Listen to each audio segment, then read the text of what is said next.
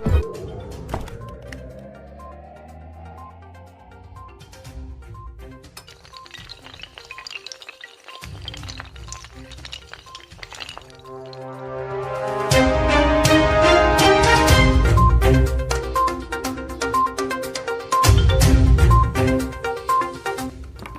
सभी मेरे देशवासियों। सबसे पहले तो मैं आपको अग्रिम शुभकामनाएं देना चाहती हूँ कि 26 जनवरी को गणतंत्र दिवस है।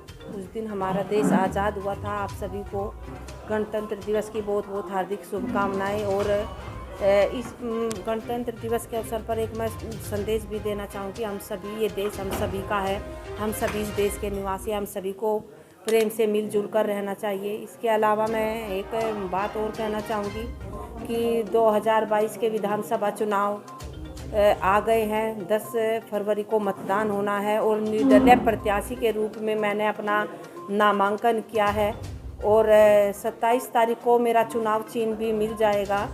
तो मैं जो विधायक बनने का जो मेरा सपना है वो लोनी के विकास को लेकर है, क्योंकि हम जब राजनीति में आए थे तो हमारा मेन यही एक विषय था कि हम कैसे लोनी का विकास करें, कैसे वो सब सुख सुविधाएं लोनी की जनता को मुहैया कराएं, जो सीधे सीधे, क्योंकि जनप्रतिनिधि का सीधे सीधे जुड़ाव लखनऊ विधानसभा से होता है विधायक का, और वो तमाम ज़मीनी स्तर के जो मुद्दे होते हैं उनको सीधे सीधे विधानसभा तक उठाने का, मुख्यमंत्री जी के सामने उठाने का कार्य करते हैं। उधर से बजट लाते हैं ताकि उनके क्षेत्र में अच्छा कार्य हो। अगर लोनी की जनता मुझे विधायक बनाती है तो मेरी प्राथमिकता यही रहेगी कि लोनी में एक तो शिक्षा और स्वास्थ्य के ऊपर हमें बहुत ज़रूरत है इस समय कार्य करने की, क्योंकि हमारे पास जितने पर्याप्त, जब कोरोना आया हमने देखा कि उतने अस्पतालों की हमारे पास उचित व्यवस्था नहीं थी। मरीजों को या तो गाज़ियाबाद जाना पड़ता था या दिल्ली प्राइवेट हॉस्पिटल में अपना इलाज कराना पड़ता था। तो मैं चाहूँगी विधायक बनते ही सबसे पहले मेरा लक्ष्य यह होगा कि हमारी जो स्वास्थ्य सेवाएँ हैं वो बेहतर हो, हमारी लोनी के निवासियों को इलाज कराने के लिए बाहर ना जाना पड़े, सब उनको यही मिल जाए। फिर शिक्षा पर भी मैं विशेष ध्यान देना चाहती हूँ, क्योंकि हमारी जो बेटियाँ होती हैं, खासकर बेटियों के लिए, क्योंकि मैं खुद एक बेटी हूँ, और शिक्षा वो हथियार होता है जो समाज को बदलने की ताकत रखता है। तो यहाँ पर लेकिन जितने डिग्री कॉलेज जो होने चाहिए वो है नहीं। बेटियों को उच्च शिक्षा प्राप्त करने के लिए शहर से बाहर जाना पड़ता है।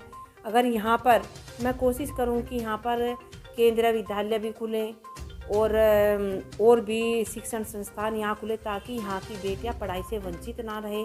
कई बार माता पिता क्या सोचते हैं कि बेटों को तो पढ़ने के लिए बाहर भेज देते हैं, लेकिन बेटियों का उनके मन में एक डर सताता है कि बेटियाँ बाहर जाएंगी, कभी कोई अनहोनी ना हो जाए, कोई अप्रिय घटना ना घट जाए। तो अगर उन्हें ये सब सुविधाएँ अपने ही शहर में मिल जाएंगी तो मुझे लगता है कि बेटियाँ पढ़ेंगी भी और आगे बढ़ेंगी। नमस्ते जी, मैं मनोज रंजीता धामा की बेटी ऋतिका धामा हूँ। सबसे पहले तो 26 जनवरी की आप सभी को बहुत बहुत शुभकामनाएं। इस दिन को हम कॉन्स्टिट्यूशन डे भी बोलते हैं, क्योंकि इसी दिन हमारा संविधान लागू हुआ था।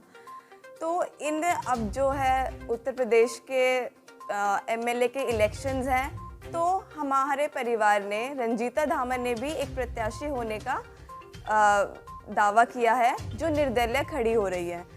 तो हम लोगों ने इसलिए किया है क्योंकि लोगों की जो लोनी की जो जनता है वो लोग हमें हमेशा से बहुत ज़्यादा प्यार करते आए हैं, अब तक प्यार करते आए हैं, और वो प्यार हमने विकास से कमाया है। हम लोगों ने काम कराए हैं। मनोज धामा, रंजीता धामा, वो हमेशा लोनी के बीच में रहकर उन लोगों की समस्याएं सुनी हैं और उन लोगों के अपने दिल से काम कराए हैं। इसलिए लोगों ने खुद सपोर्ट कर करके कि आप लोग लड़िए चुनाव, इसलिए हम लोग उनके द्वारा यहाँ पर आए हैं और इसलिए हम लोगों ने सोचा कि हम लोग इलेक्शन लड़ते हैं। तो मेरी सभी से अपील है, बड़े बुज़ुर्गों से, बच्चों से, मेरी दादियों से, मेरी माताओं से, बहनों से, छोटे छोटे बच्चों से, कि हम सबको सपोर्ट करिए। चाहे अगर बच्चे अभी 18 साल के नहीं हुए हैं, लेकिन सपोर्ट वो भी कर सकते हैं। हमारे साथ आइए, हमारे साथ जुड़िए, ताकि हम सबका विकास कर सके। हम सबके साथ, सबके प्यार से इस लोनी को और अच्छा से तब्दील करेंगे। धन्यवाद।